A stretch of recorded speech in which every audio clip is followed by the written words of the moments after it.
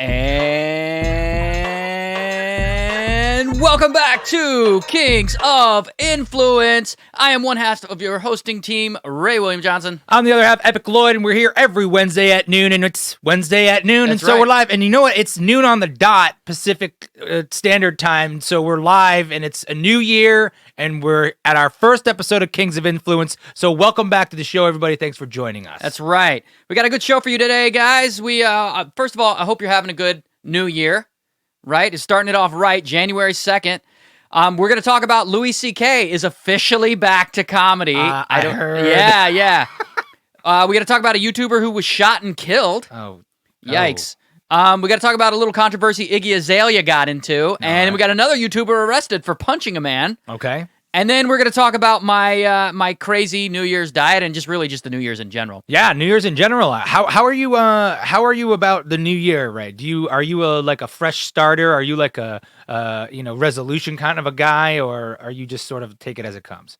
Well, let's get that number out first. Oh yeah, You have a number.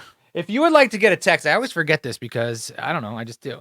But if YouTube's a big place, and you don't always know when you get new videos from the people you subscribe to. So if you want to get a text from us, you can dial or text the word Kings to 43506, and we'll send you a text right before we go live every week. So we won't send you anything else except for one text that says, "Hey, Kings of Influence about to go live right now. So join us for the podcast live stream on YouTube." So text the word Kings, KNGS, to the number 43506, and you'll get a personalized message from Ray and myself. And you'll also get to listen to the podcast. That's right. Piping hot and fresh.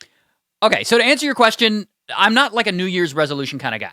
Yeah. Yeah, no. I have a lot of willpower, and I stop things as I feel they're becoming too overbearing on my life. Right on. In general. And sometimes I just stop doing bad things for like a period of time just to see if I can handle it. Because I feel like delayed gratification is good for people. Yeah. It's healthy. But that builds character. Okay, so, but that's with regard to negative things. Yeah. What about with positive things?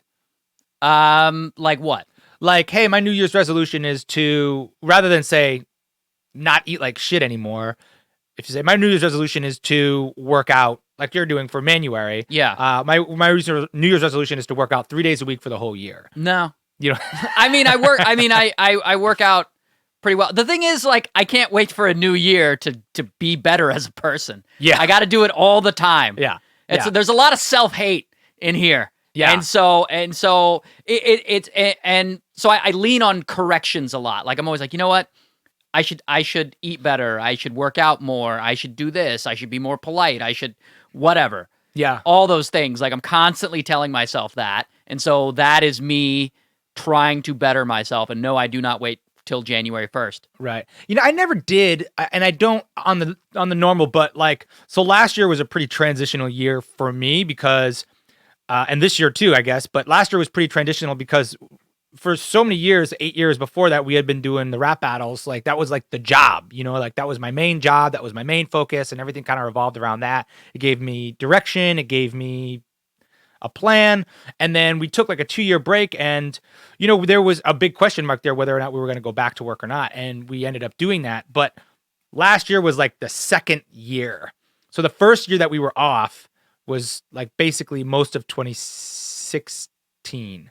No, I'm sorry, 2017. Okay. And that was like a break. It was like, oh, this is a nice vacation. I've never taken a break in my whole life or whatever. I'm just going to kind of kick it. And I was like pretty okay with that. And then the second year was like, okay, now I got to do something. Like, that was when we started doing this. Yeah. That was when a whole bunch of other things I started doing. What am I doing with my life? I mean, it was, I turned 40, you know what I mean? Yeah. Like, that was a big deal. Like, you think it's not a myth. 40 is a big deal. Because it makes you're like, I remember when my parents, like, I clearly remember both my parents' 40th birthday party. Okay. And being like, that is old. You know what I mean? I hope you said that out loud. Yeah, I did. So last year I started for the very first time, not making resolutions, but being like, I want to try to be more open to like planning and self-education and setting goals, even if I don't hit them. Because a lot of times I would run from setting goals because if I didn't hit them, then I would feel shitty. So I'd be like, I'm just not going to set them. Then I can't really fail. But I started doing it a little bit last year, and I look at the last year, 2018, and I was like, wow, I got a lot of shit done. You know what I mean? Like, not only has this podcast been really good, but like we got rap battles back on track, and a lot of the other things. Like I was exercising a lot more the previous year, and I was like, I want to keep doing that, and I did do that. So I'm doing that again this year. I'm filling out this little workbook, and it's like, my wife does that all the time. She's so good about, like, she has a sticker book, and she like puts a sticker in there and like writes about what the plan is, and like she's so damn productive.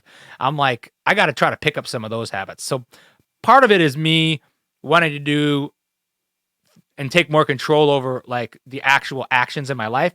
And part of me is just like, well, all the other successful people I know do this. I should probably do some of this too. So that's what I've done. So what? So instead of resolutions, you're less about resolutions and more about just like making a plan. Yeah. Like I could say, hey, I never want to go 2 weeks without working out again. That's my resolution. Right. But instead I'm like, I'm just going to plan on setting a workout schedule. And then it just seems like more of a positive move rather than like I'm taking this away, Yeah. So that's kind of where I'm at. Well, I just have small goals all the time. I look at that as sort of the gamification of life. Yeah. Life becomes like this video game where you win points or you win, you hit the mark or Yeah. whatever. You ever heard of the marshmallow test for kids? No. So this is a sort of unscientific test where they sounds maybe scary. No. It's fine. So they give, it's like a 4-year-old kid or something like that. They put a marshmallow in his hand and they say, look, you can eat that marshmallow now, or you can wait an hour and not eat it. And if you can wait an hour, we'll give you 2. Okay? Oh. And the kids that were impulsive and would eat the marshmallow now, as opposed to waiting and getting 2, ended up in prison. Yeah, they performed worse later Really? in life. Yes. Wow. Yes. So I don't know if they've replicated that study or whatever, but I'm the kid that would have waited. And I don't even like marshmallows. Yeah, I don't like marshmallows. I would have Right. sold it. That's the kid I No, I'm the kid that would have waited because basically what that scientist did was he explained the rules of the game, and I would have thought, oh, that's all I got to do to win? Because I want Right. the win. Right. I don't want the marshmallow. I I want to know the rules so I can play them and feel like a winner. Oh, yeah. Period. And I so feel I you. do that with life all the time. I would have put it in the microwave and then used it as a weapon. Okay. A weapon, like thrown it in someone's face? Like hot lava. Basically a hot lava attack on God. anybody who's into my shit. You were a brutal Oh, yeah. kid. I would have melted it down and then used it to seal the bottom of the door and smoke drugs in my 3rd grade class. So I would have used like prison methods and turned it into a shank. Yeah. Like filed it down somehow, Yeah, a marshmallow shank. Yeah. That's the real win, because then the marshmallow dissolves and there's no weapon. Right. And everyone on the science team is now your bitch. Baffled. You got Ice Cube in there trying to investigate. He doesn't know what the hell's going on. Oh, I'm sorry, Ice-T. Ice-T. Ice-T. Ice-T's the cop now. Did you have any like highs and lows from 2018? Like what was like, what were like what were the big ones? So highs were definitely, I made a huge purchase. I bought the house. Yeah. Which was, obviously, that's a big commitment. For me, it was a big, because Kelly and I bought it together, so it's a big commitment in my relationship. Yeah. Which is a super high. Lows? Not really.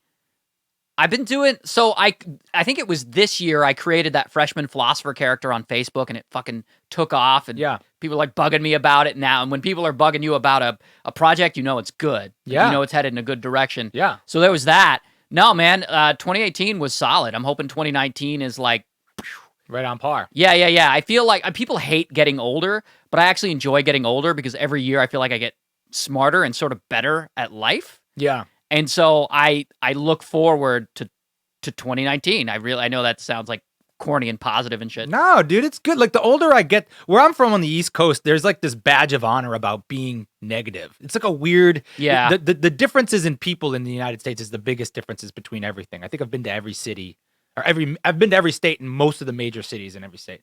And the difference in the people is massive. And I'm from the East Coast. And there's a thing about East Coast people, and I love them. I'm an East Coaster.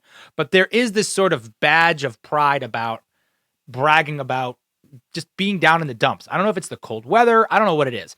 But it does take a toll on you. And I'm with you. The older I get, the more I'm like, I got to appreciate the good things in life, and because bad things are going to happen anyway. So might as well not dwell on them. But so. Well, let me tell you about Manuary. Yeah, what's going on? What's going on? Just for you and everyone at home who didn't hear me talk about it a few weeks ago. Or if you're new, we have new subscribers every week. That's right.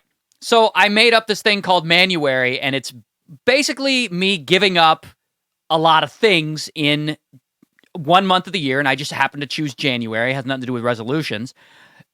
Just because I think delayed gratification is good for you, and suffering is also good for you. Healthy suffering. Healthy. Suffer! Well, look. Shame.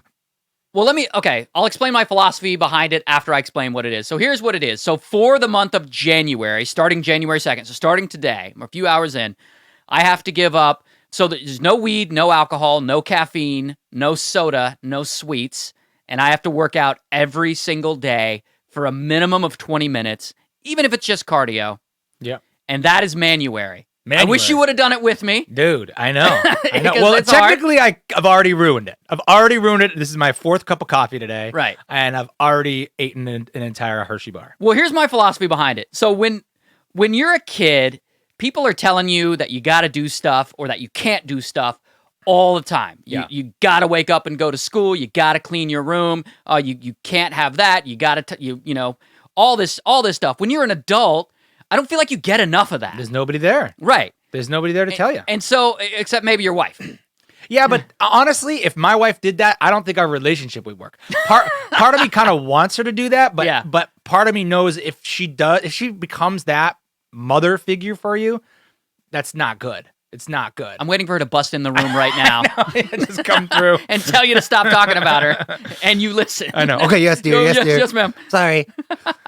So, yes. So that is the whole idea behind Manuary, is to really suffer for this month.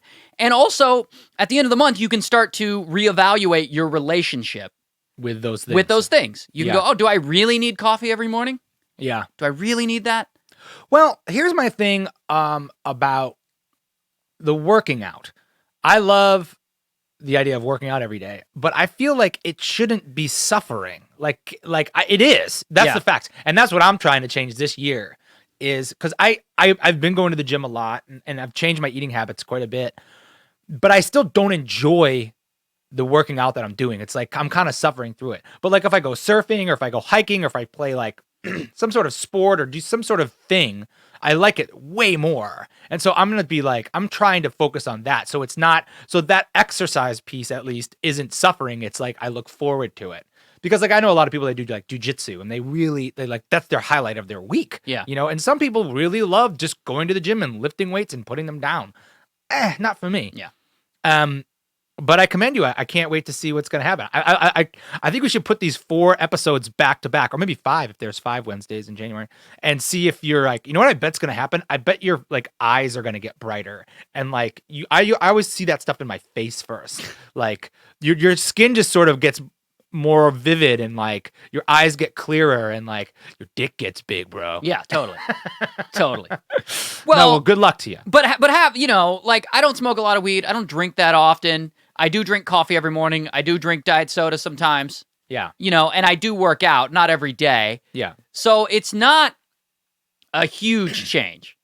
Yeah. But it is a ton, especially every morning when I wake up. Even this morning, I reached for the coffee. I was like, oh, no, wait. Not today. Manuary. I know. Can't do it. The 20 minutes a day that'll be challenging because there is evidence to show that you need to take breaks. Right. So maybe that's just the cardio, but that's just why cardio, I say that.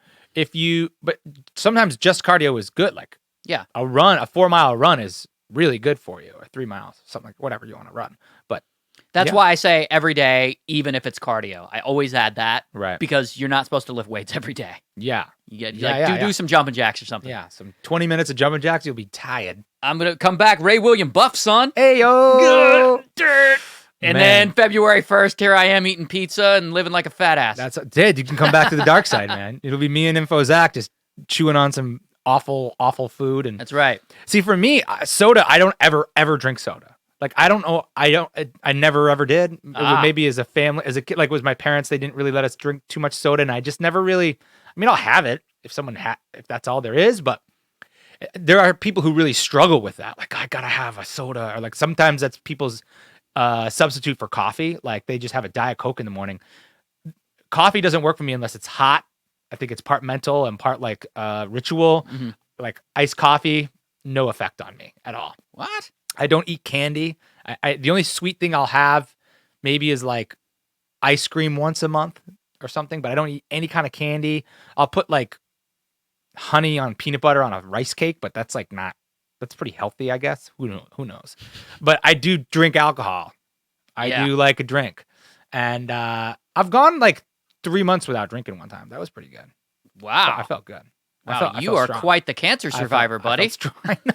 3 months without drinking? Is that where is a whole 3 months? That's a long time. Come on. Help me, world. Help me. No, I think that's a long time to go without drinking. Were you in jail? Is that why you I was in drink? jail. I was in jail. It was when I was in a coma. I was in jail, but they do have hooch in jail. Yeah, I could have exactly. easily got my hands on some hooch. No, but I went no booze, no weed, nothing like that for like about 3 months, and it felt good. But I also was like, you want some celebration in your life, you know? You want to be able to enjoy those things in moderation, so that it is like a treat. You know what I mean? But I don't know if I'm right back to where I was or not. All right, I'm telling you, man, suffering is good for you. Suffering's good. Don't listen to Buddha. Suffering is good. It builds character. That's why they live in the cold. That's right. So there's people who live in the cold. That's right. I mean, there's all if you can make up your own manuary though. You Sure. can start your own thing. You can be like, or you can add. So I added some workout days, but you can add. You can say, okay, I'm gonna, if you're into meditation, if you're one of those hippie guys, Right. Oh, I'm gonna meditate every day Right. for this month. I'm gonna do this. I'm gonna quit this. I'm gonna quit seeing my wife. What? What? I'm gonna quit. I'm gonna quit listening to my parents. There you go. I think I want to wake up on a more regular schedule. I'm awful about that. Yeah. I'll wake up at 8 o'clock one day, noon the next day, like all over the damn God. place. I'm all over the place. It's ridiculous. I'm up way early. Yeah. My cats wake me up before 8. No, I've trained my animals. They just know nothing's gonna happen if they wake up. Like my headphones are right there. My dogs sleep in as late as I sleep in, but when my wife is home, they wake up because she gets up early and just takes care of it. Well, what's funny is my cats constantly have food and water, so there's no reason for them to wake me up. Yeah. They just want me up. Little bitches. Yeah, they're just like, hey, get up.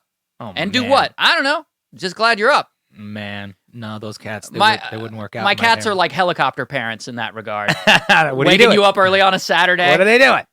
Your mom ever do that? Your parents ever do that? Wake you up early on a Saturday? Yeah. And then I went to my aunt's house, and she's like, it was even more intense than my mom, like the Italian aunt.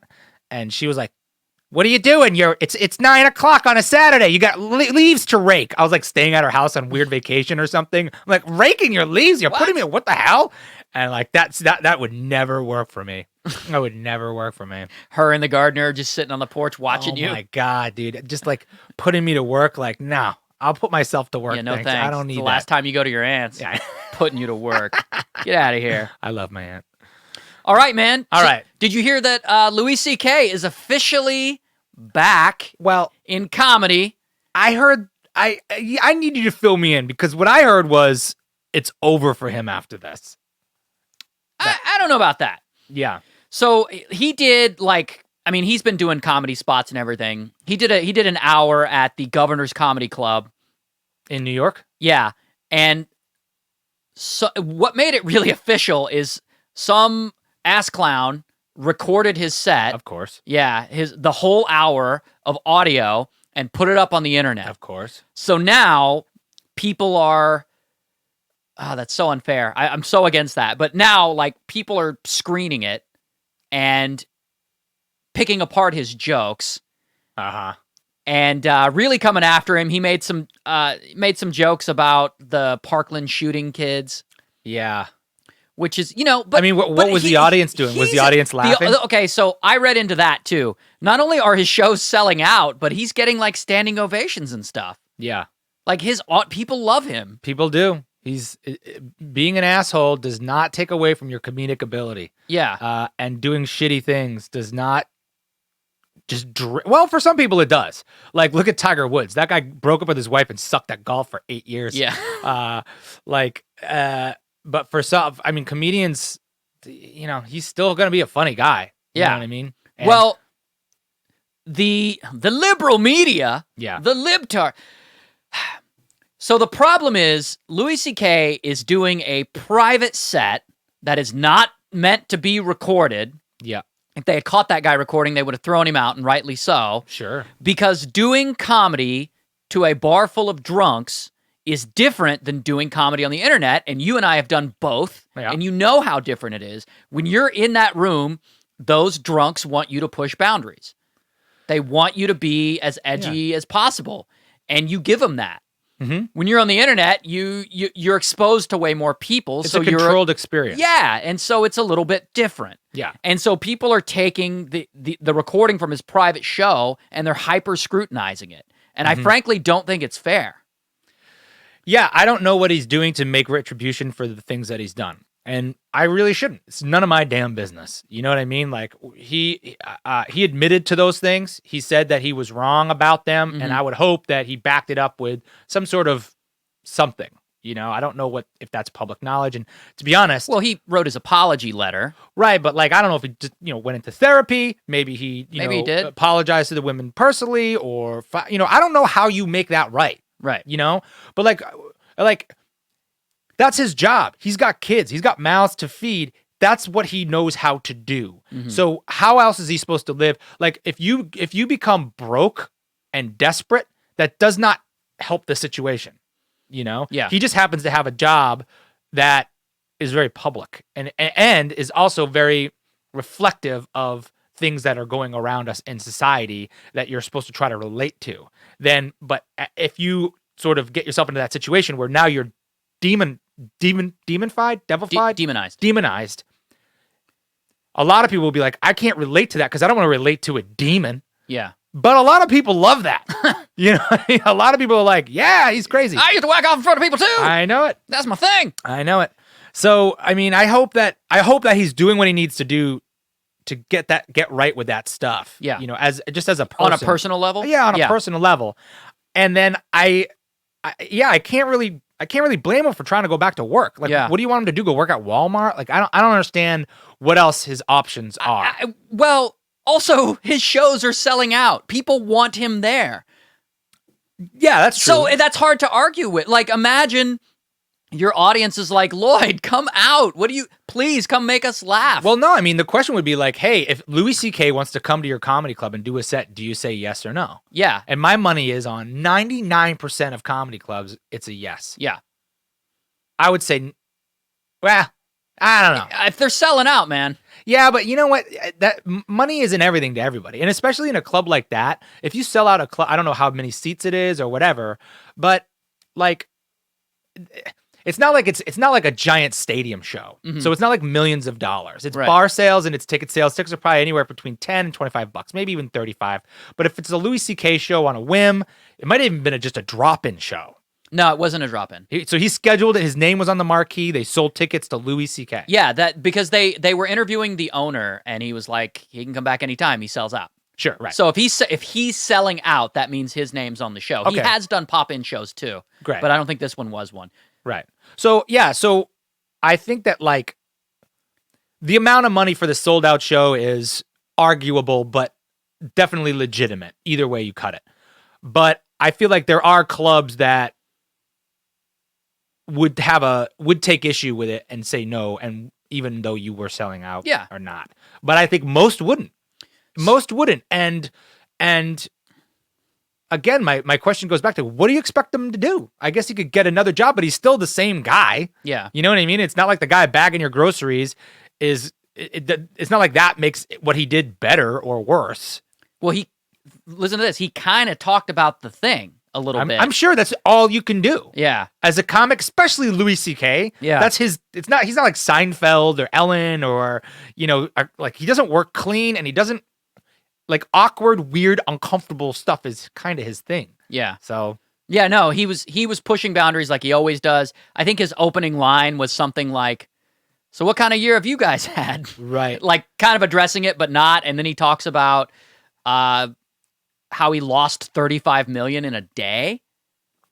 You want to talk about punishment, right? You know, how much punishment do you want to give the guy? $35 million in one day. He's lost minimum $35 million, and he said he was sorry. Like, you, I know you want him to suffer, but you want him to keep suffering? Well, I mean... You haven't suffered enough! I just have to be clear about what the charges were. I can't remember. I mean, I know he, like, masturbated in front of a woman without asking permission. No, he allegedly had consent.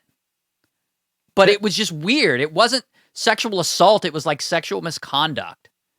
But if he had broad. consent, then it shouldn't have been an issue. Well, that's that's the argument. I heard he like closed the door and stood in front of the door, right, and then was like, "Can I do this thing?" You know, I feel like there was some level of physical trapment there. You know what I mean? And that's where the problem comes. Well, I think you might be confusing the women who came forward with that sort of that old I don't want to call it like wives' tale of someone who blocked, I think, Sarah Silverman in the hotel room and whacked off in front of her and wouldn't let her leave. I mean, that sounds like Louis C.K. Right, it does, but I don't know if that was part of the women who came forward. I don't remember that being in any of the stories, any of the official stories.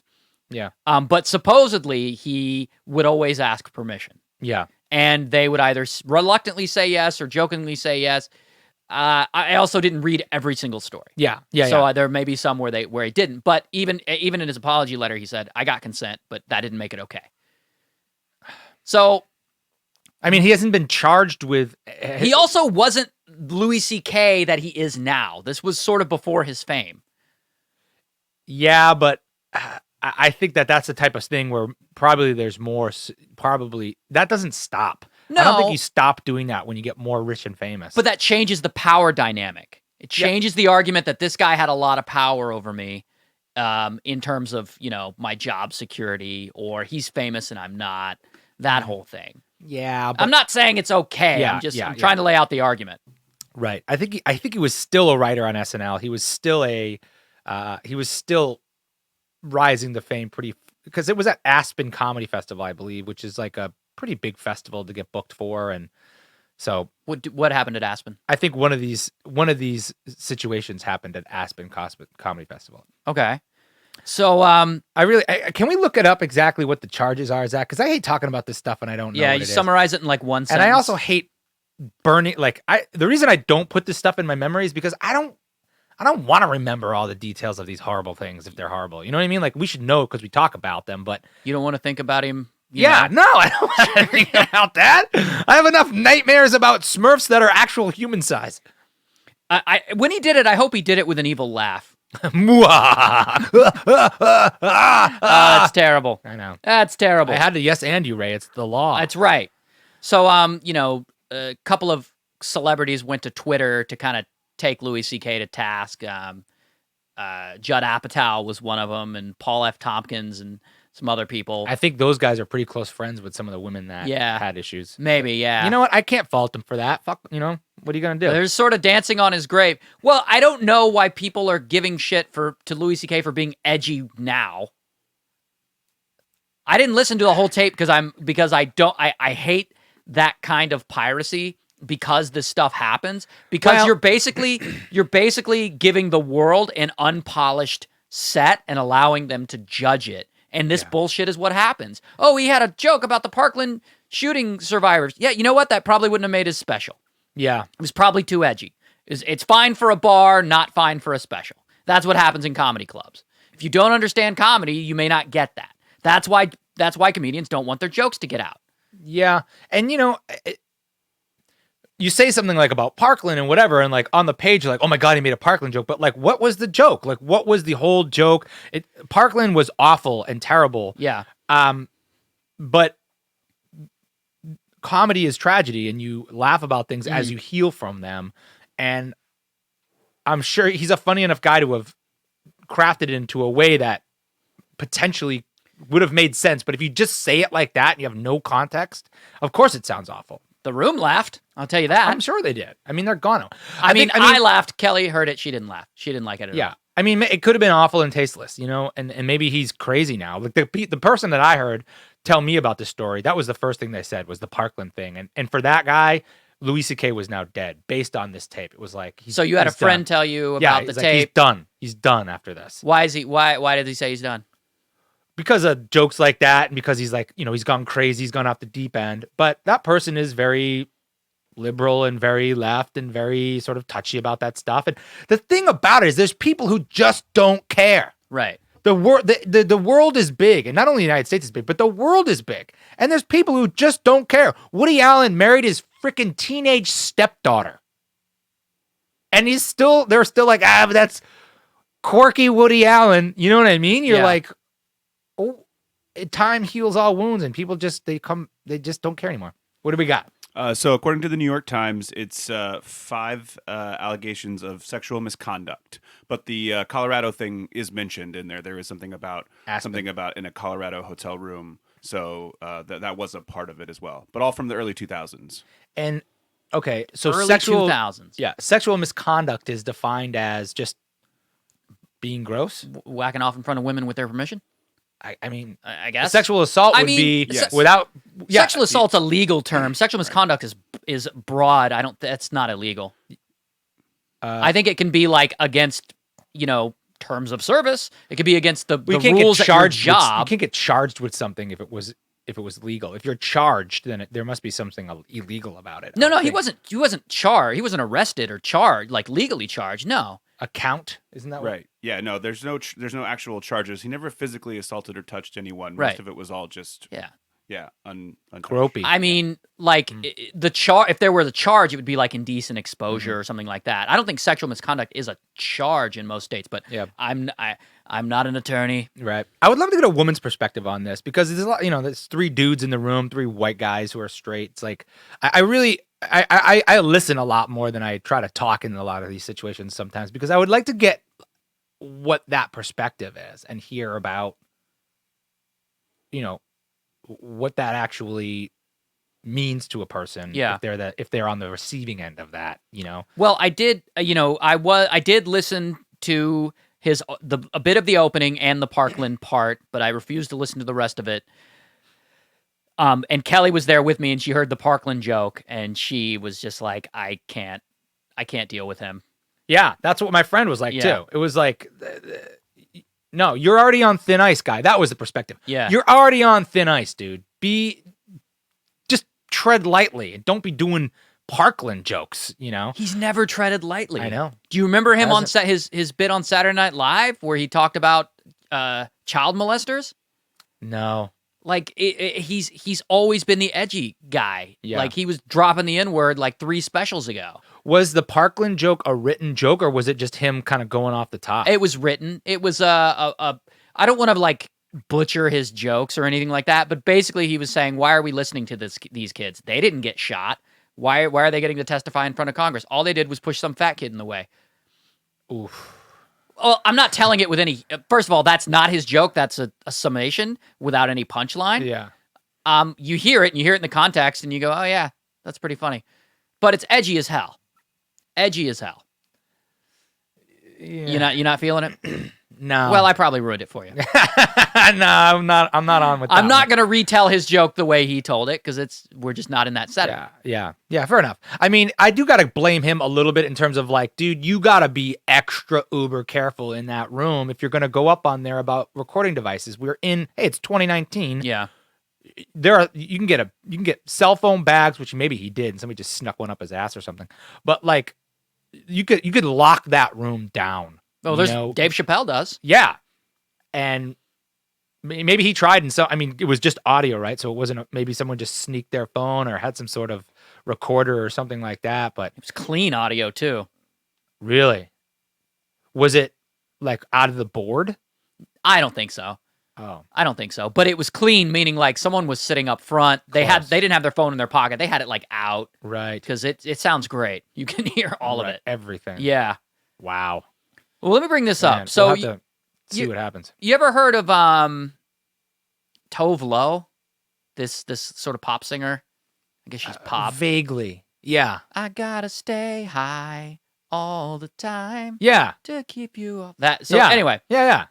So she does a thing. Ooh, oh, oh. Ooh, oh, oh. Now it's in my brain. Okay. And then it goes, ooh, oh, ooh, Yeah, like every other song. And then right after that, it goes. Yeah, exactly. So Tove Lo, she gets on stage at her show. She has a thing now where she flashes her tits on stage. Awesome. Now, I guess my question is, did she get the consent of the audience? You don't need consent. Is that indecent exposure, or what is that?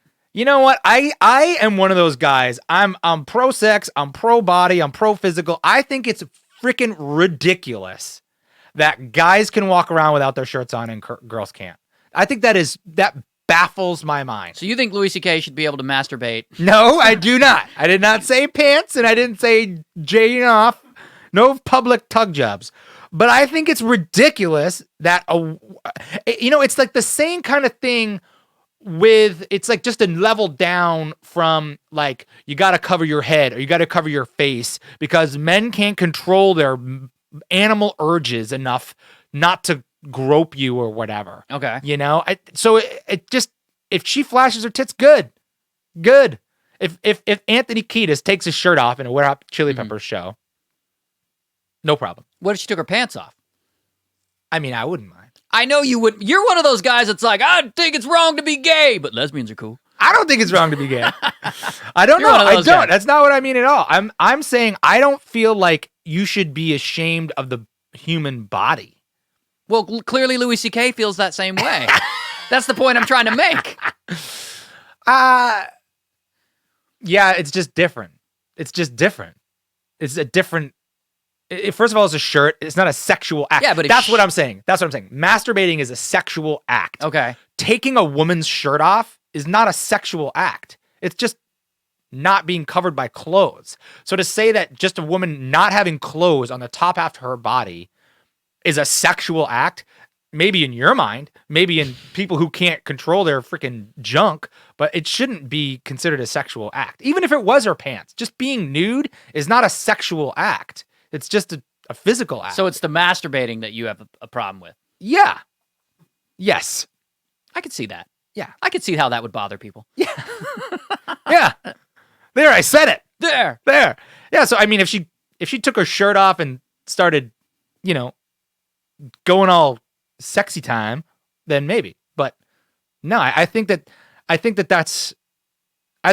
is actually a push toward more of the equality that we should actually have in terms of like our physical bodies. I think many women would choose to cover their tops just because of whatever, tradition, or that's how they were raised, or even just like support, to be honest with you.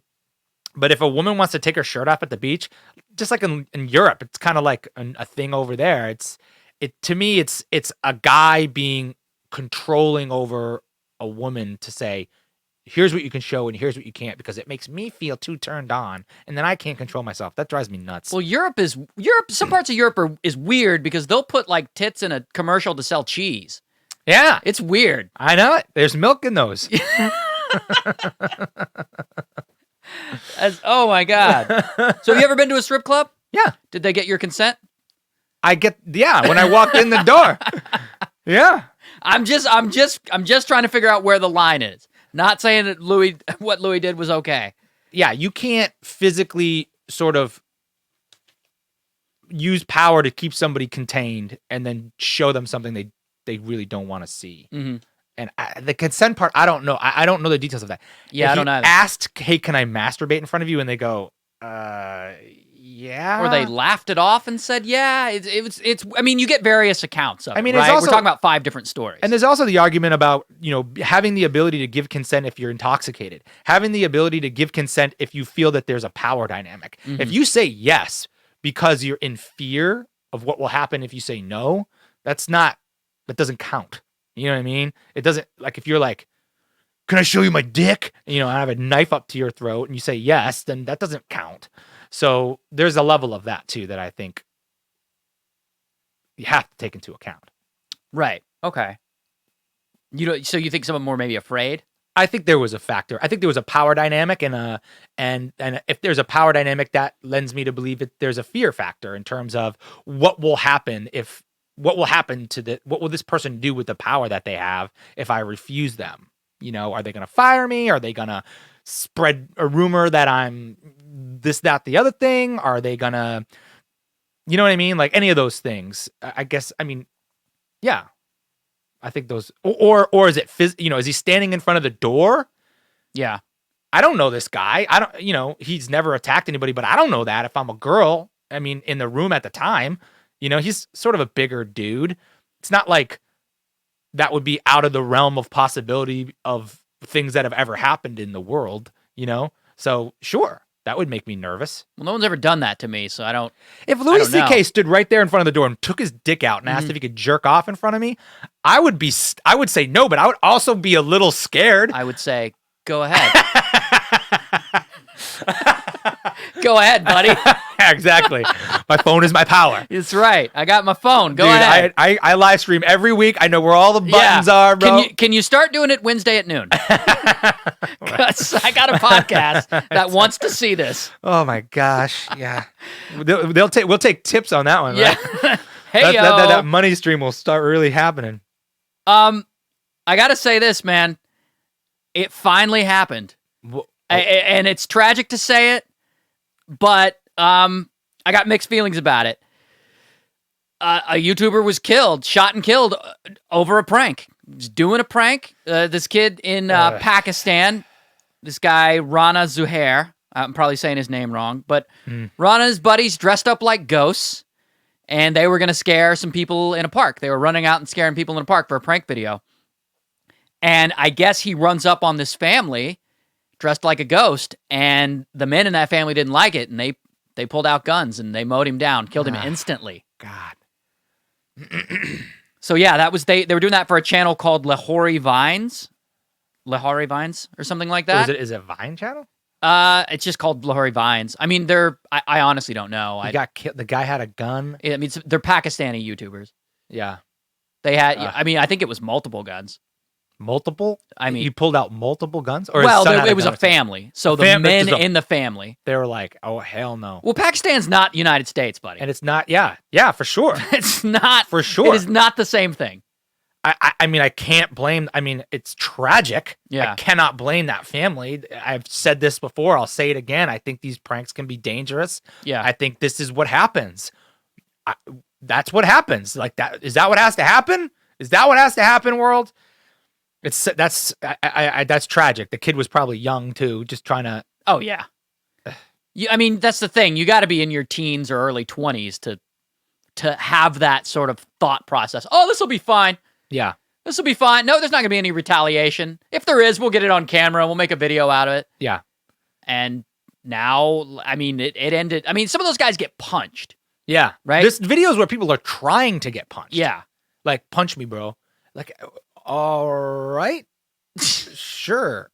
Man, was the like this is actually, I have the same, this is an odd connection to make, but I have the same thought about bird scooters. You know, bird scooters that they have the scooters that are just laying around on the sidewalk, and you have an app and you pick one up and you rent it sort of right there, and then you ride around. Yeah. Yeah. So never heard of it. Yeah, right, exactly. Right. So if you ride around on a bird scooter, you can either obey the laws or not. And when you sign up, Bird basically like makes you sign your life away, which I think should not be legal for them to do. Okay. So like there's no liability for them if you act like a dumbass on these scooters, right? So you don't wear a helmet, you break all the rules, you're a kid, you decide you're going to ride it when you're 12, you have no license, all this stuff. And they're like, yeah, well, they hit agree, so not our fault. Now, if a kid goes in the street, right, and like decides he's going to drive like a moron and get hit by a car and die, that's tragic for the kid. I feel bad for the kid, but that was the kid. I really feel bad for the guy who hit the kid and crushed his brain with his wheel and then can't unlive that. That person had no role in that whole decision. They didn't have any part in breaking those rules. That's just something that a big company signed away and let happen, and then now that's in them. The same thing about this kid in the prank. Like, that guy who shot him, maybe he shot millions, maybe he shot a lot of people, but maybe he actually never shot anybody before, and now he's going to live with this, that he killed a kid, and he's going to be scarred forever because that kid decided to make those choices. I feel bad for the guy who shot him a little bit. Yeah. You know what I mean? I don't know the guy from anything. He could be a prick. He could be a douche, but he could be a guy who was just maybe his nephew got kidnapped a month ago or whatever, you know what I mean, in Pakistan. Yeah. And now he's like retaliating or out of fear, and he just shoots a kid, and the kid dies, and it's like, oh my God. You know what I mean? How do you live through that? That drives me nuts, man. That's the most tragic part for me. Well, I don't know a ton about, I don't have a ton of personal experience with Pakistan, but I did have a buddy in college. His name was Bilal. And Bilal told me this story. He was a pilot in Pakistan, and he just left to come back, to come to the United States and do adult education. And I asked him why he left, and he had said he got into it with his father-in-law, and his father-in-law had threatened to murder him. Whoa. And I was like, okay, you know, because I'm thinking in these American terms. I'm like, okay, so people threaten to murder you. What? So is he like an axe killer or what, buddy? Right. Why don't you stand up for yourself, Yeah. pussy? Yeah, right. And he explained to me, he's like, I don't think you understand. Murder, where I'm from, is not like it is here. There's no CSI crime team.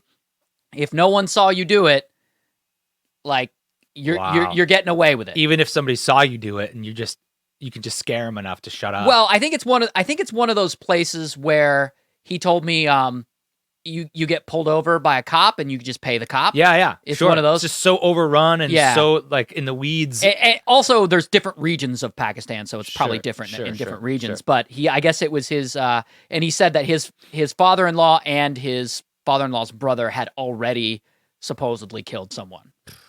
And so he like took his wife and left the country. Yeah. I think it's one of those kind of places.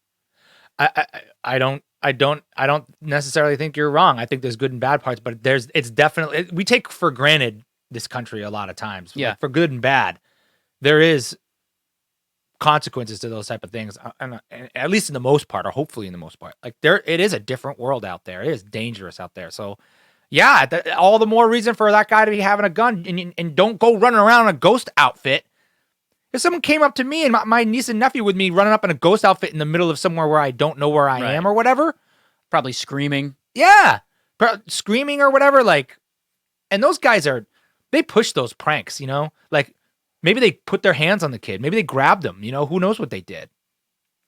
I hope this, at least the thing it can do is show that that's not a smart thing to do. No. You know what I dumb. mean? It's just terrible. But I don't know, man. These damn kids. I know. Kids They're these days. I always tell these young influencers, I always say, look, man, there are better ways to get noticed.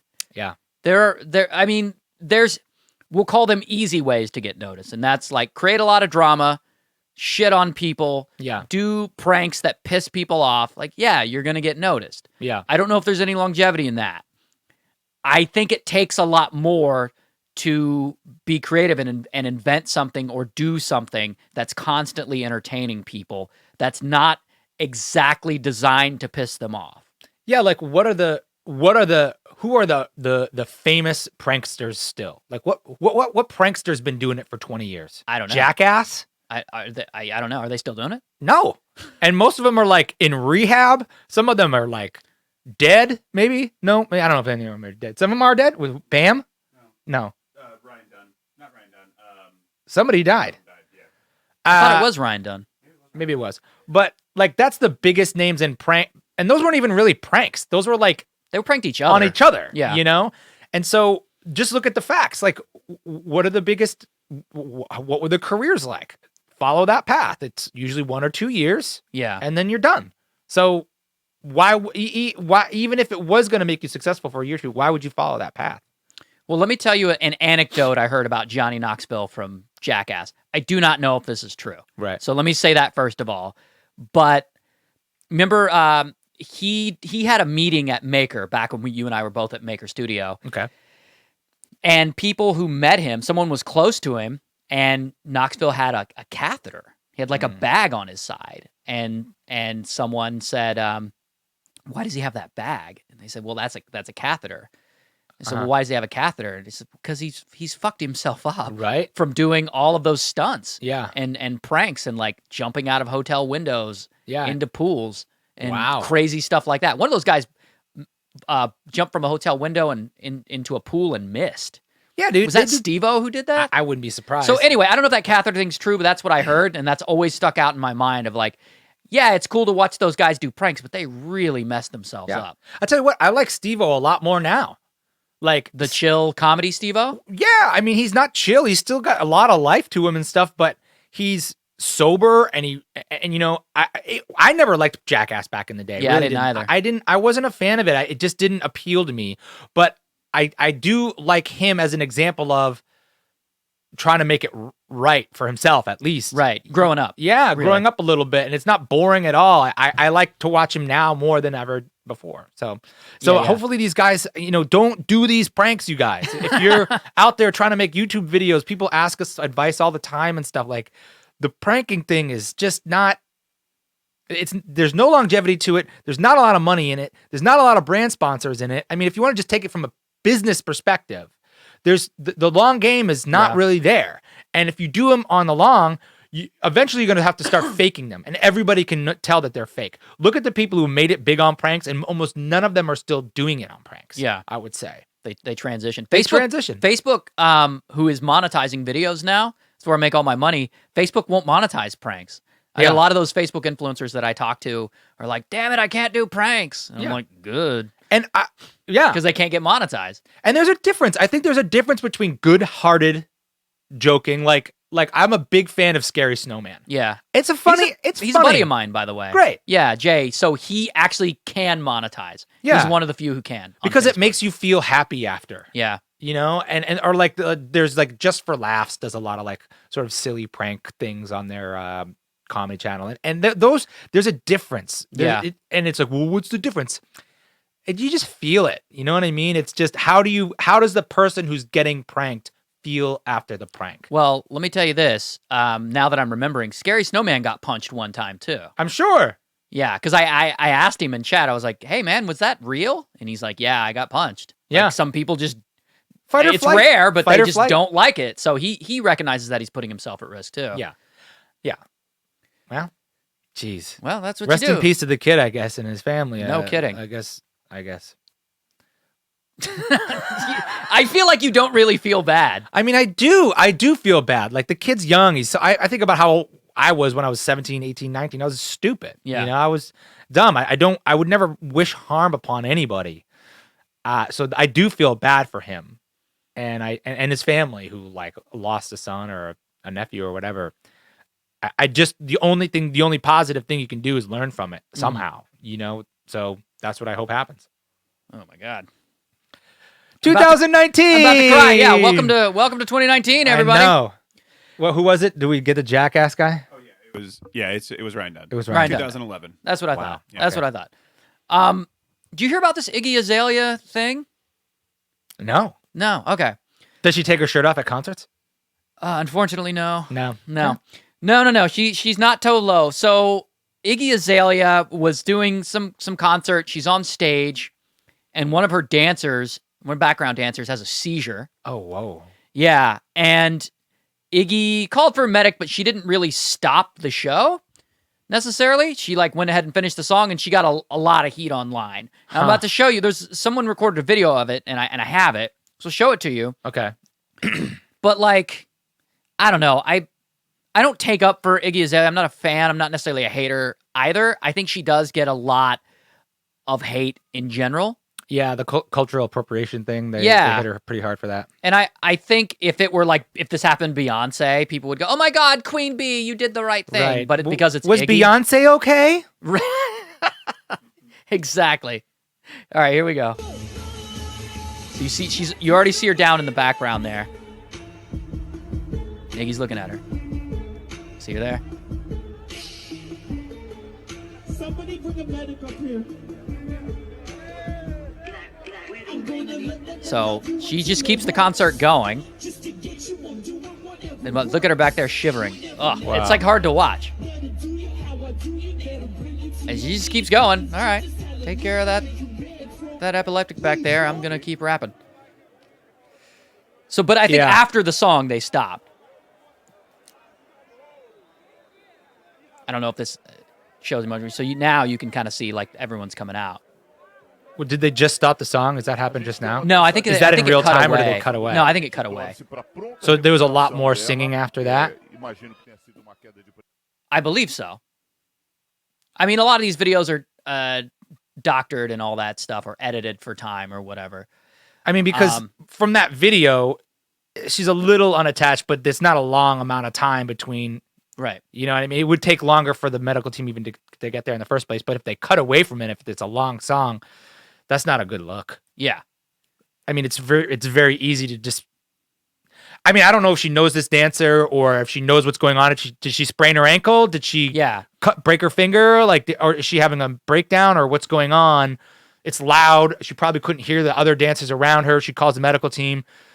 It looks bad because that's what you're looking at is her just dancing or whatever. But in the moment, I think hopefully I would have stopped things faster, but I can understand there's probably a ton of different factors flying around right now. So Iggy put out a statement because she was getting so much hate online, and she said she apparently thought the dancer twisted her ankle, just like you said. Right.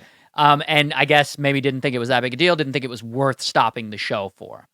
I mean, I could understand that. I could too. I could understand that. As a person who has done performances on stage, and you have too, it's like there's a lot. What the audience sees is a dude or a woman on stage doing her thing and having fun and all that. But what they don't realize is that when you're performing on stage, there's a lot going on. There's a lot going on in your head. If you're dancing, you're singing, you're doing your routine and everything, and you may not be as quick-witted as you would hope to be. Yeah, and that looked like a big room too. That looked like 20,000 people or so. Yeah. So it's a stadium show, probably dark, probably loud. You know, you have in-ears on, so you're hearing the music and you're hearing yourself in the mic, but her dancer probably doesn't have a microphone, so you would have a really hard time even hearing what she said, I would think. Right. So... Oh, the dancer wasn't talking. Yeah, the dancer's there to dance, but like... No, the dancer was having seizures. No, but I'm saying the other one who was sort of crouched down beside her saying, hey, she's hurt, you know, so you wouldn't be able to hear that either. Yeah. So... Yeah, that's. I mean, is the dancer fine? Is she okay? She's feeling better. She pulled through. She's feeling better. You know, that's. So the verdict is.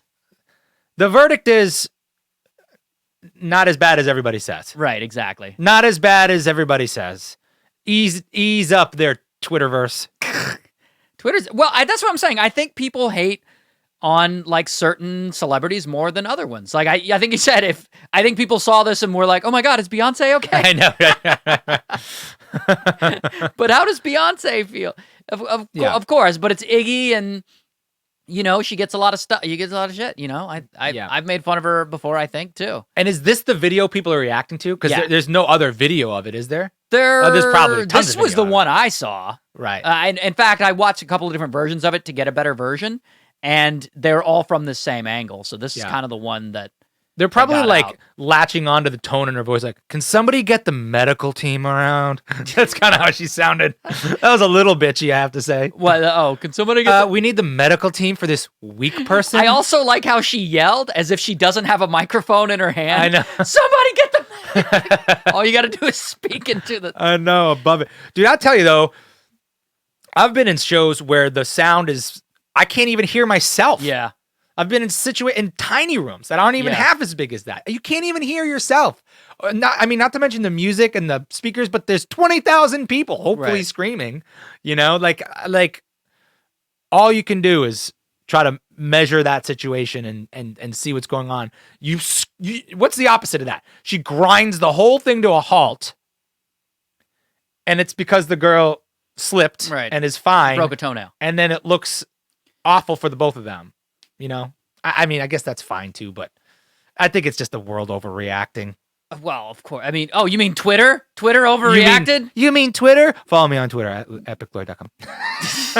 The internet? Hey, we do have our social medias down there if you guys want to follow us on Instagram and stuff. You should follow us because I put pictures of my dog.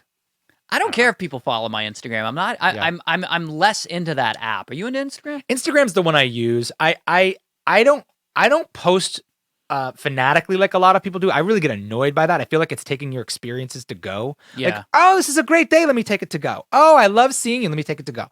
But I do. That's the one I use. I'm a visual person. That's a start to a comedy bit. You should write that down. Oh, you think? Yeah. Let me take it to go. Yeah. So I do like it, and I like stories because it's sort of a low buy-in to post. It goes away, so it's not there forever. So I do like Instagram. So yeah, follow me on Instagram at the Epic Lloyd. I'm not into it. I don't like. But you're a Facebook guy. I don't do Facebook. as much. See, I really like Facebook, and I know a lot of people in the United States don't, or they claim they don't, because Right. I mean it's still the biggest social media platform in the world by a lot. Sure. So people use it for sure. I like Facebook. YouTube's pretty cool too. I'm not into Twitter. Yeah. And Instagram, it's like, it's fine. Yeah. White girls with big asses selling fit tea. Yeah, but I mean, I have a lot of friends and family that I like to keep in track of, and my, like I said, I'm a visual person. It's so weird for me, like Twitter and Reddit, specifically Reddit. Like Reddit's too many freaking words. Like I sound like a dumbass, but it's like too much words, man. Too much reading. I don't. Yeah, I can't like look on my phone. And I can't do it. Can I have some pictures? I know. Ugh. Twitter's Twitter. A lot of people love Twitter. I don't ever look at anything other than the regular feed in Twitter. I don't go to my politics there. I don't go for pictures or anything like that. So, but I like Twitter I like Twitter as just like a beacon. Like when we put out a rap battle, I like throwing it out as a beacon, or if like we put an uploaded thing. I like just throwing it out there for people to. It's like a fishing hook. I don't interact with it very much. Okay. But maybe if you guys would follow me on Twitter at the Epic Lloyd. I'm gonna unfollow you. I know, just for for that. 19 the 19 plugs you get. Plummeting. Well, sir, you know what time it is. Yeah. Every week. Every week. Okay. Maybe next week we'll play a different game, but this week we are playing Stoner Thoughts. Stoner Thoughts. Play along at home.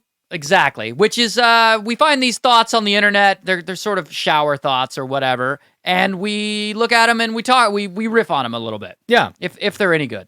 These are the things that people must say to themselves when they're super baked on that sticky kush.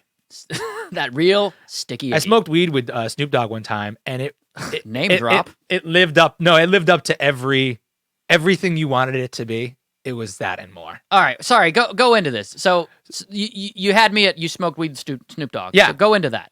Snoop Dogg was in a rap battle. He played Moses. Okay. It's amazing. He was so good, and it was great. And like.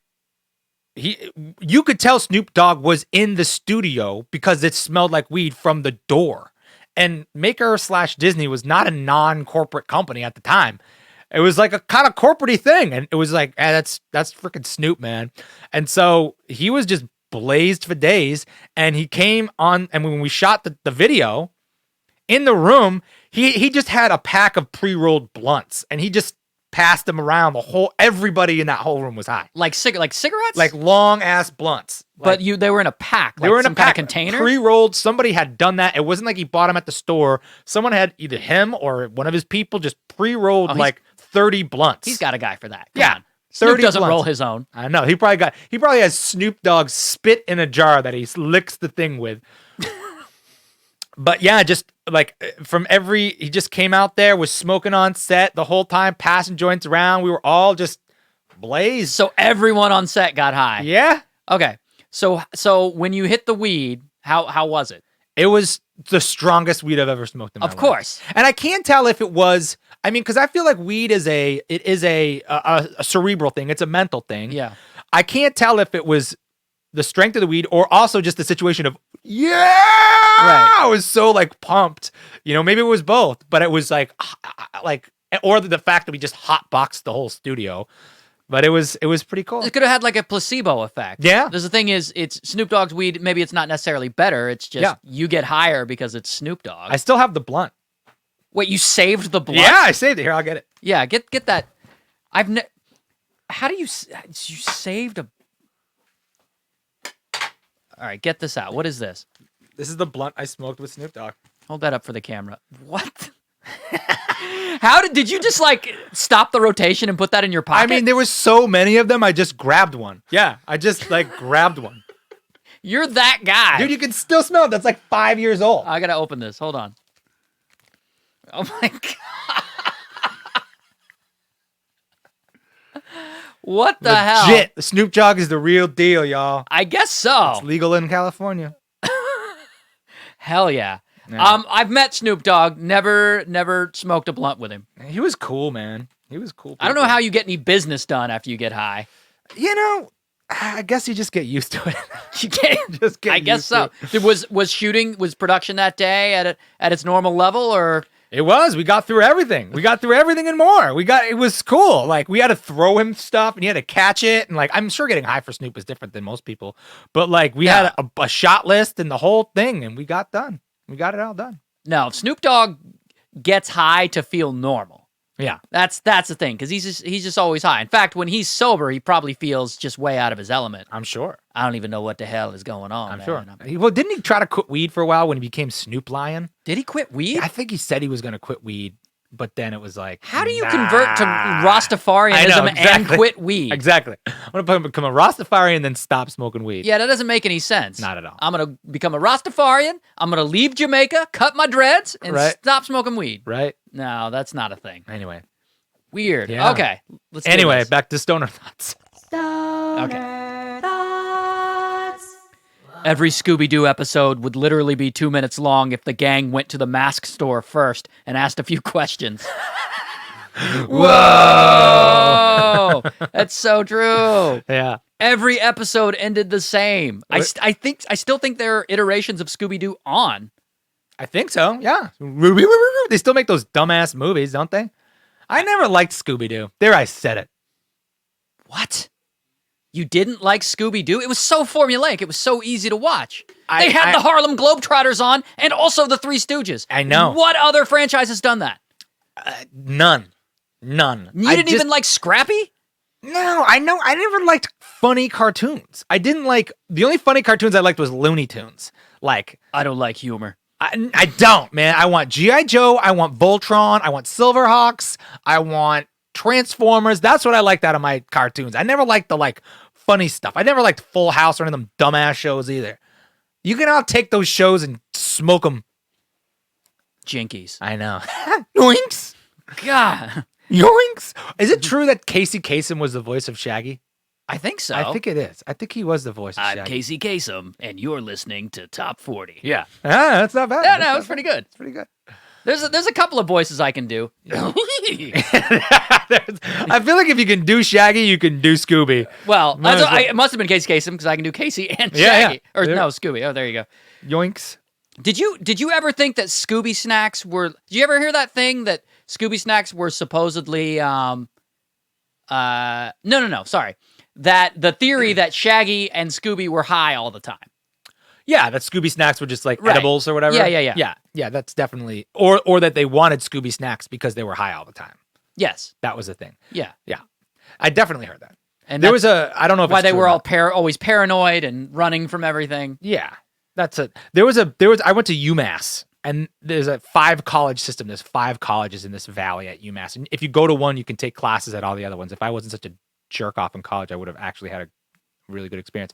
But there's a rumor that the 5 colleges, whoever created Scooby-Doo went to UMass Okay. and created the characters based off of all the 5 colleges in the area. So the 5 colleges are UMass, Amherst College, Mount Holyoke, Smith, and then Hampshire College. Okay. And so UMass is like state school, party college, whatever, most of the dumb kids go there. That was Scooby. Amherst College, very prestigious all-boys school. That was Fred. Smith was like a lot of gay women there. Smith. That's the girls' college. All girls, Yeah. a lot of gay, lesbian people there. So that was Velma, the short one. Yeah. Glasses. Yeah. And then Mount Holyoke, very preppy, all women's college, sort of rich.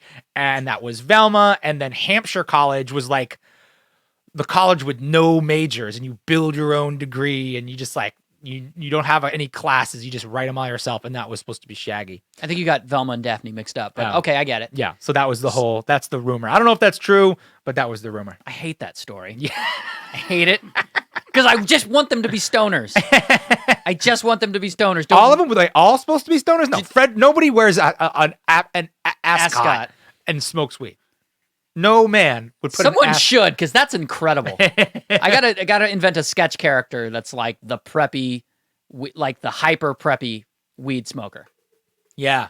The weed snob? Weed snob. Weed snob. Weed Ugh. snob. ugh, Yeah. you're smoking that kush. Yeah. Weed snob is great. It's not even purple. Weed snob. Okay. Stoner thoughts. Before social media, all this shit just stayed in people's heads. Whoa. I almost just want to cheer for that one. I Like, know. Yes. Please. Thank God. I mean, I'm very grateful for social media because it's my, it's my life. It's everyone's life now. Yeah. But like, yeah, sometimes things need to just be left on. Yeah, like, have you ever, especially in places like Facebook and that, like, you discover that your uncle is just way more racist. Oh, dude, that's a whole line in the Mark Zuckerberg versus Elon Musk battle. It's I'm creating brilliant innovations in a race against the dark ages. You create a place to discover your aunt's kind of racist. That's the whole line. Yeah, it's the whole line. It is. It's so true. You're like, oh my God, I didn't want to know that about you. I didn't want to know you felt that way. Can't you just be my cousin? Fuck. Yeah. Oh, I hate it. I hate it so much. Like people you went to high school with and that you're, no. I would argue that what you and I do is slightly different than social media. We're content creators, and we post that content on social media. So I'm thankful for it as a platform to be there to host things. But there are people who play that social media game in a completely different way, and I don't take part in that. I don't think you really do. What you mean, like I have a thought and I'm going to put it out on social media immediately? Yeah. No, I don't. I'm not sharing the things, my own personal things from my brain in a way, and I'm not. Lloyd isn't as much the product as things that I come up with in my imagination. I guess this podcast is more of that than anything else. Right. So I do feel like we use it in a different way than social media stars. I never really thought myself as that. If I put something online, it's like I created it. Yeah. It's not something. It's not an end. How do I say that? It's not a random compulsive thought I had that I'm just like, gotta type it now. Yeah. It's like it's a joke or it's an observation or it's something that I put time into. Yeah. Agreed. Yes. What I'm saying is my racism is planned. Stoner thoughts. As a young kid, I always thought of adults as mature people who had everything figured out. As an adult, I can see that everyone is just pretending. Whoa. That's so true. No role models. No one knows what the hell they're doing. No one Not a knows. single person. There's a couple people who I look up to, and I gotta find more. I already know where this is going. I gotta find new heroes, man. I need someone to grip onto, man. I'm sinking here. Are they failing you? No, but I just like they're gonna die someday. They're gonna be gone. You know what I mean? Like you got your parents who they're obviously gonna be flawed. You have an interesting relationship with them. Honestly, I have a couple of people that I look up to, but they not in the way that I always thought I would. Not. It's more like by example, right? Than like, here's what you should do. And there's a couple people that I've really learned a lot from and I value them. But I got to find some more. Like, have you ever done this? This happens to me all the time, or maybe I'm just this guy. Maybe I'm just this asshole. But like, say you go to the 7-Eleven or something, you're getting some gas, you go to pump, you stop at pump 4, you pump your gas, the fucking card machine's not working. So you go in and you tell the guy and you're like, hey, I'm getting some gas out here. Like, which pump? I'm the only person here. Yeah. But it's pump 4. All right, cool. I'll turn it on. You go out. It's not on. Okay. You go back in. Hey, so did you get that gas? Yeah. Which pump are you on? I'm on pump 4. If you just want to turn it on, that'll be fine. Okay. So he turns it on. And you go through this a few times, and then you learn that the card machine still doesn't work, and it tells you to go inside. So you go inside, and then his machine's broken, and he's like, why don't you just use the one out there on the pump? And so at some point during all that chaos, you look at that guy and you go, I've never worked at a gas station in my life, and I could do your job today. Yeah. How did your genes make it through? Yeah. If you were the tiny turtle on the beach, like scurrying for the ocean, how did you make it? Right. Yeah. Well, that's my thing. If you're spending 40 hours a week doing a thing, you should know. And you're not brand new at it. Yeah. And it's not that complex, you should know. I know. Did this happen to you yesterday, right? No, this stuff happens to me, often, or I just notice it, And it's like, look, working at the fill-in station shouldn't be busting your ass. Like, it's not that complex. Yeah. Yeah, it's people can find a way to mess anything up. Well, right, and you spend your whole week doing it. Get on you board. Should know. Let's like, this go. You should know. There are things that you should know how to do, and Yeah. if you're getting paid to do it, you should know. You should at least know more than me. Anyway, I'm that guy. Right, you turn into a grumpy old man there for a second. I am. Especially like if I'm shelling out money for something, and I'm only getting like half of what I'm supposed. There's an economic relationship there that's not being met because we didn't agree. Like, oh, you do half the work, maybe I'll just pay you half the money. That wasn't the agreement. The agreement is I'll give you all the money. Yeah, and you give me all the work. Yeah, I love that. Oh man, wow, kills me. That's what happens. Who was that? The X-Men guy, grumpy old man. Yeah, the X-Men guy who just killed all the Avengers. What? Not the X-Men guy, the Avengers guy. Thanos? Thanos, yeah. Thanos was right. Thanos was right. There's that whole argument, like he's basically trying to like kill half of the world so that the other half can live. Is it the stupid half that he's killing? I mean, I think he's more random.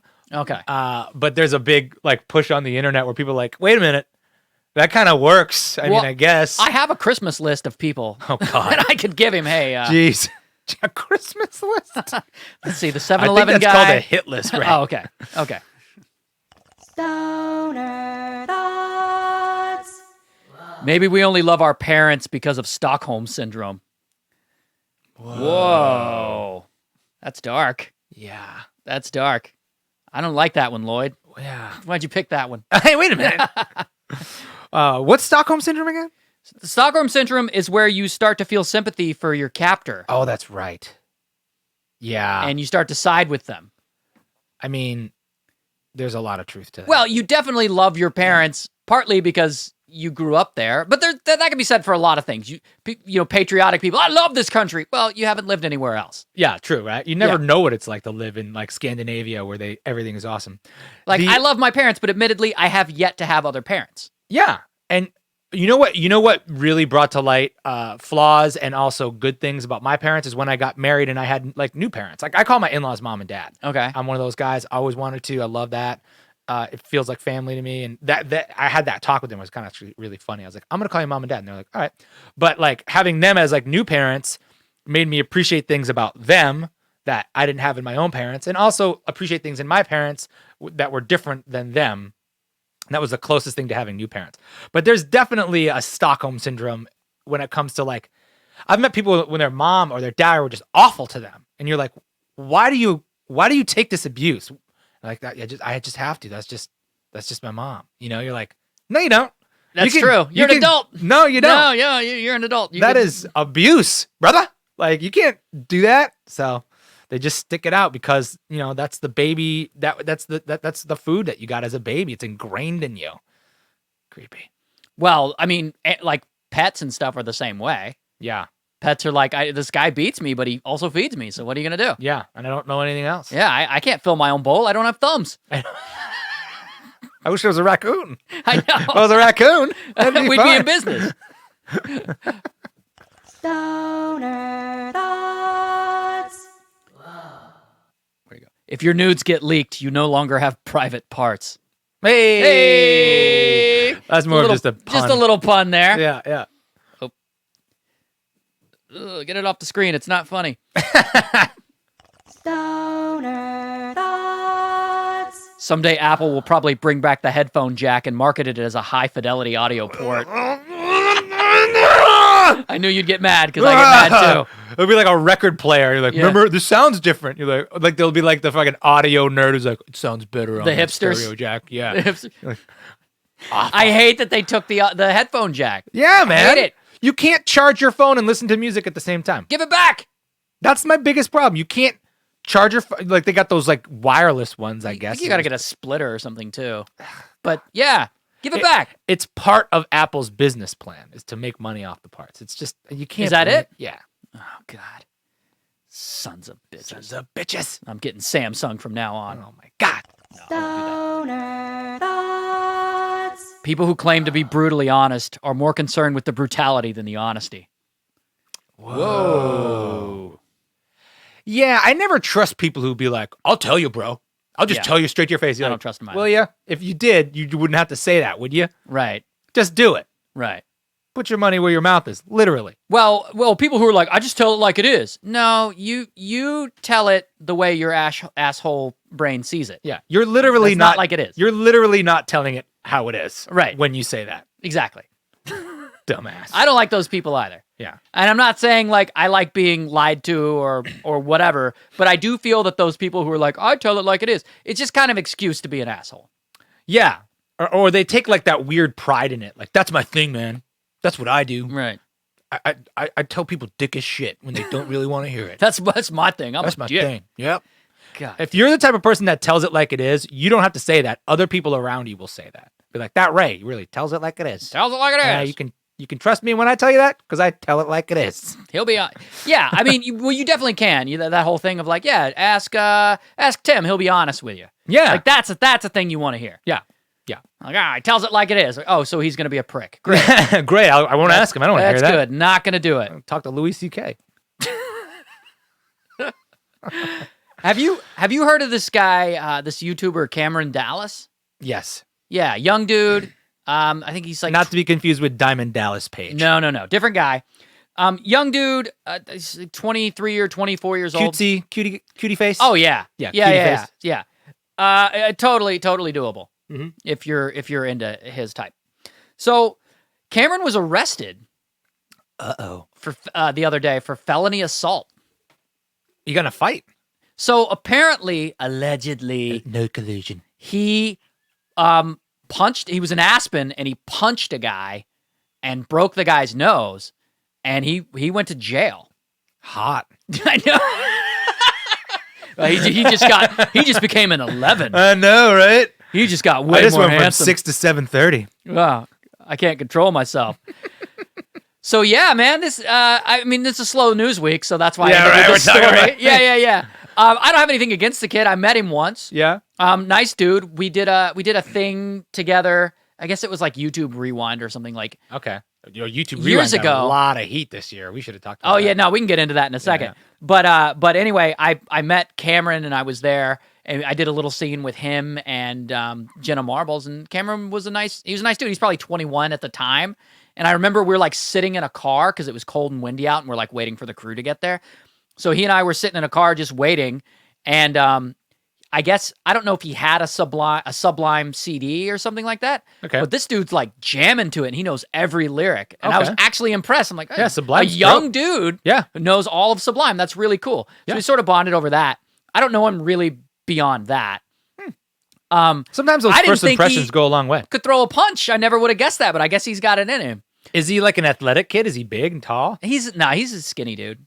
I mean, he probably works out and stuff, but he is built slender for sure. Is there any information about what the situation was? So here's what he did, and I thought this was a really good PR move. So the answer is really no, but what he did afterwards, because I guess he thought it would be a thing, was he tweeted out something kind of cryptic, and he tweeted out his mugshot, which I thought was awesome. Like Everybody's posted got one. his own mugshot, Yeah.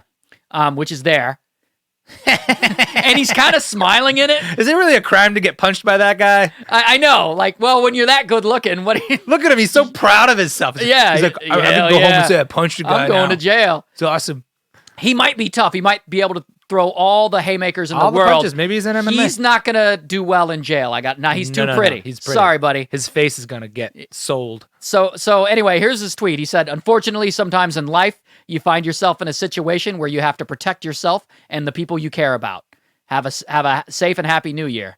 2019 is going to be an amazing one." So he tweeted that with the mugshot. So he's basically he's cryptically talking about the thing without talking about the thing. Yeah. And by cryptic, you mean like encrypted, not like dark. No, when I say cryptic, I mean like vague.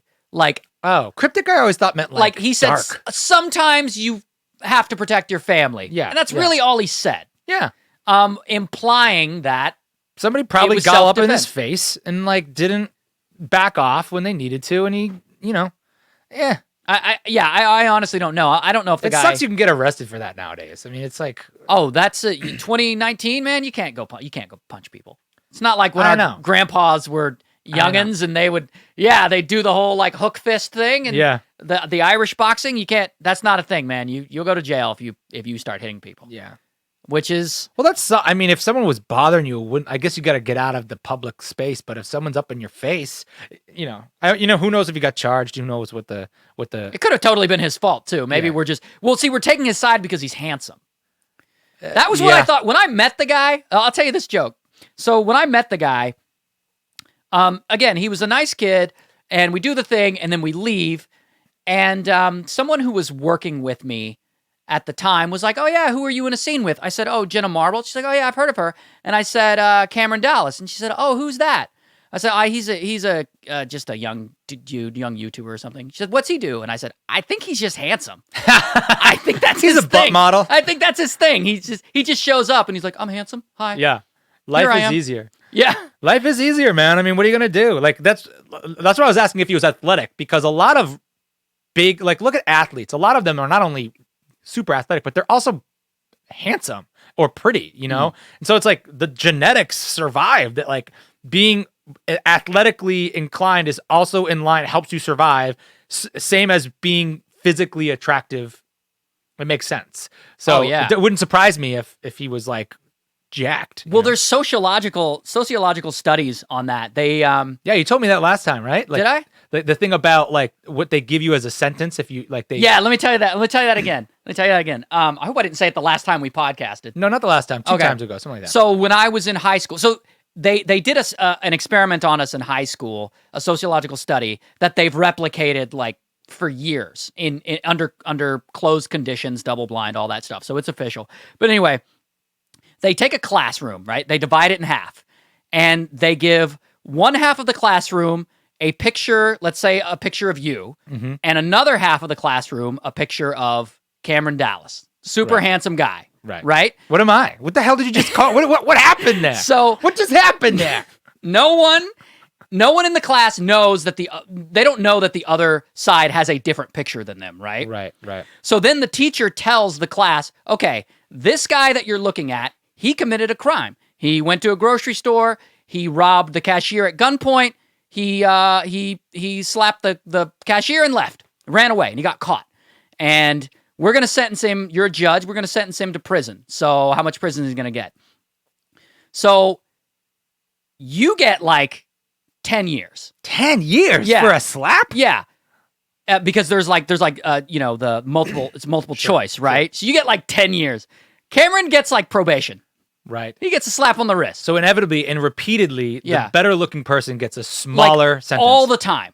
The better looking person will not go to prison for nearly as long. It's like by a lot too. It's not just one or 2 months off. I believe it. It's just human nature. Good looking people just don't. You want to please that good looking person because some part of your lizard brain thinks if I please them, I might get laid. I might spread my genes to a better looking animal. That's what I was thinking when I was looking at the picture. I could bang this guy. Yeah. What if he gets out and he's single? Like, I don't know. Well, I think you want to sentence criminal. You want, like, if people, the more they look like a criminal, the more you go, oh yeah. Oh yeah, that's why they dress people up in court and stuff. Well, how many times, right. And how many times have you seen, a mugshot of an accused child molester on TV and they got that look like. Yeah.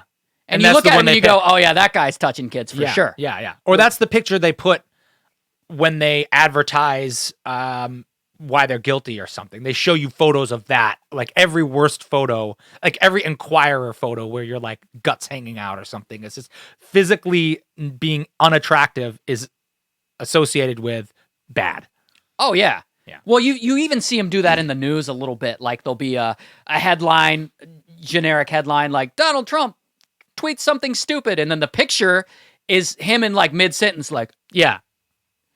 Right, exactly. And it sort of it plays into the whole narrative. That's what happened to me when I had jury duty. I was in jury duty selection. I'm hanging out in the jury box. I'm going to get picked for jury duty or whatever. They walk in the defendant. He's like in a suit, like middle-aged white guy, looks normal, hair slicked back. He walks in and he kind of looks at me, like gives me like the eye nod. I kind of give him the eye nod and I'm like, all right. He's like, they don't tell you what the case is before. So I'm like, this guy's like drunk driver or whatever. Yeah. Like maybe, nope, 1st-degree murder. first degree murder. I'm like, I just head nodded murderer because he looked like a normal person. And then like, they dress him up or whatever. It turns out he was already in prison, and this was a retrial. This guy was already in prison for this murder, and like looks completely normal just because they dressed him up, shined him up. So did you? So you let him off? No, I eventually got picked off the jury. I got released. So, but he was a part of like the process of picking the jury. But it was just blew my mind of like, they just look like normal people, man. Until that they snap. Murderers look just like us. Whoa. Here's your stoner thought. Okay. If both people are blind in the double blind, how does the other one know the other one's blind? Whoa. It's not what a double blind is.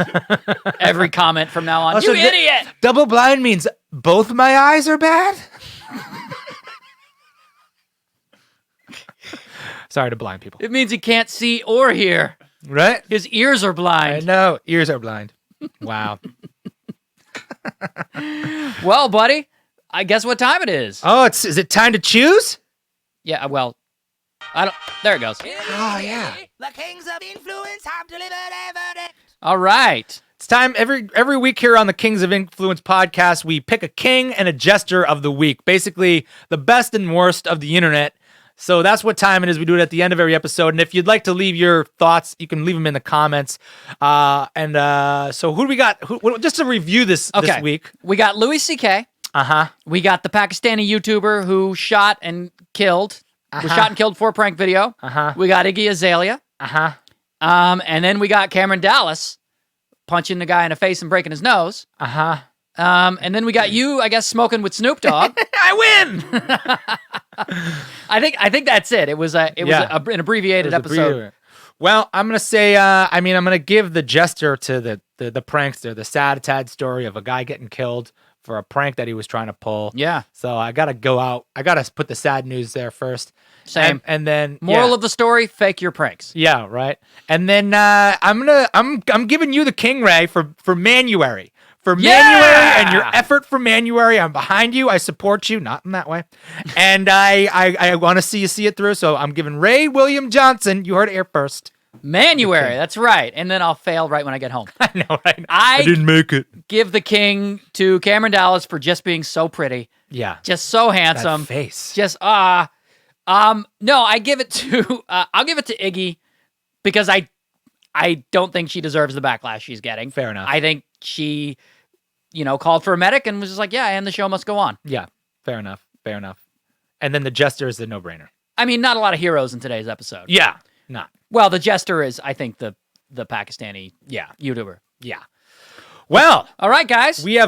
We have come to an end of another episode. Stick around for the chat. Yeah, we'll do this digital Q&A afterwards if you guys want to hang out and chat a little bit. But every week we're here at noon on the podcast. If you haven't shared the podcast, please do and subscribe and hit the little bell. You'll get a notification. Ding. Also, if you want to text from us every week when we're going live, you can text the word KINGS to the number 43506. You get a quick text from us about when we're going to go live. Anything else? I think I'm good, man. All right. Let's do some chatting. Yeah. Thanks very much, guys. I'm Epic Lloyd. I'm Ray William Johnson. We'll see you next week. Oh, I got to do the music. Oh, yeah. Oh, yeah. Different one. Hey, hey, hey.